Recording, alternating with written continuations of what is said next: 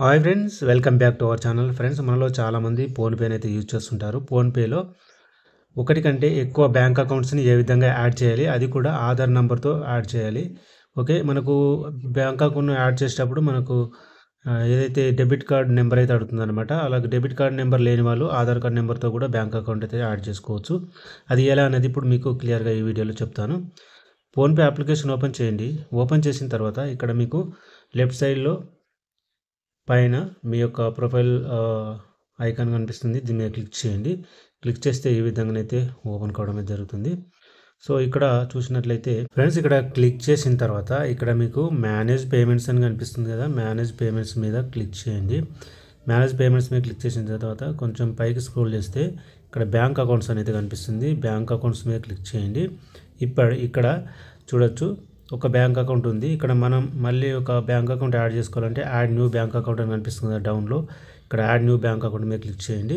ఇక్కడ మీరు ఏ bank account add చేయాలనుకుంటున్నారో ఆ బ్యాంక్ అకౌంట్‌ని సెలెక్ట్ చేసుకోండి. అంటే ఇక్కడ కొన్ని బ్యాంకులు చూపిస్తుంది. మెయిన్ బ్యాంకులు SBI, union bank, HDFC, Kotak Mahindra, Canara, Andhra bank, Andhra Pradesh గ్రామీణ వికాస్ బ్యాంకు సంథింగ్ చూపిస్తుంది. ఇక్కడ మీరు లేదు ఇందులో మీ బ్యాంక్ కనబడట్లేదంటే ఇక్కడ కింద ఉంటాయి. లేదు మీరు ఇలా సెర్చ్ చేయకూడదు అంటే డైరెక్ట్ ఇలా మీరు నేమ్ కూడా ఎంటర్ అయితే చేయొచ్చు. ఉదాహరణకు నేను కోటక్ మహీంద్రా బ్యాంకు అని టైప్ చేస్తే ఇక్కడ వచ్చింది. దీని మీద క్లిక్ చేయండి.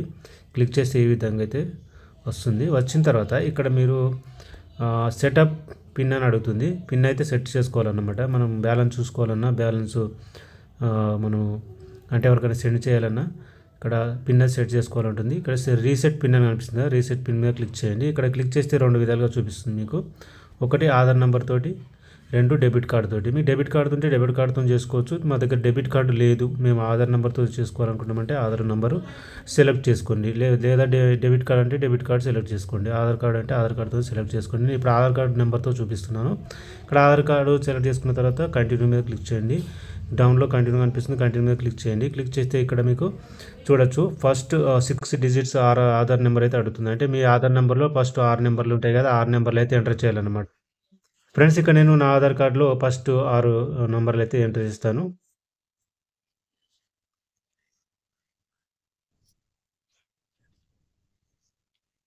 ఓకే. నా ఆధార్ కార్డ్‌లో ఫస్ట్ 6 నంబర్లు అయితే ఎంటర్ చేశాను. చేసిన తర్వాత ఇక్కడ కంటిన్యూ మీద క్లిక్ చేస్తున్నాను.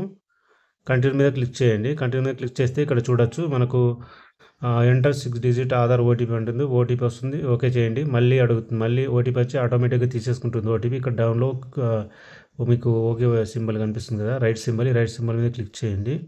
ఇప్పుడు మీకు 6 digit pin, UPI pin set చేసుకోమంటుంది. 6 డిజిట్ యూపీఐ పిన్ అయితే మీరు సెట్ చేసుకోండి.